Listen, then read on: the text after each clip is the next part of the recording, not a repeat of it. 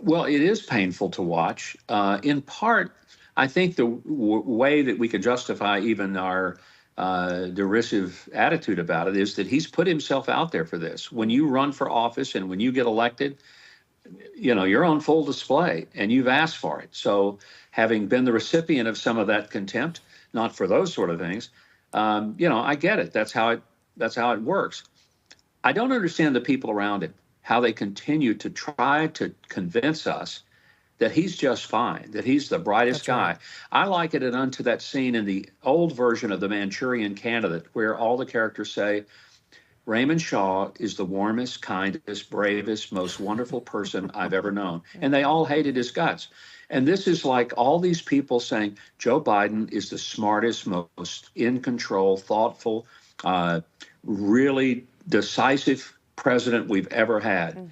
And deep down, they know that they've been brainwashed or they're just outright lying because it doesn't add up.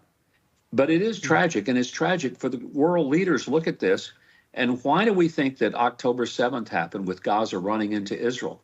Because that guy was in the White House, and they knew that at some point he would break, as he has. And now he's giving lip service to Hamas. You reward Hamas, there's going to be a whole lot more of the kind of butchering that the wonderful people of Israel had to put up with. Why did Putin go into Ukraine when he did? Because he looked around and said, well, I can probably get away with it. You watch China, and as they eye maybe a move into Taiwan. That's why decisive, strong leadership, and quite frankly, one of the reasons that they didn't pull this stuff with Trump, whether they liked him, I doubt they did. They feared him. And I don't care whether they like the president. I want them to fear the president. I want world leaders to be worried that if they do something that is evil, this president might even overreact. That's what they fear. Trump never did. He was always measured. He's the first president since Reagan that didn't get us in a shooting war. He never gets credit for that. He kept us out of the wars that other presidents would have gotten us into.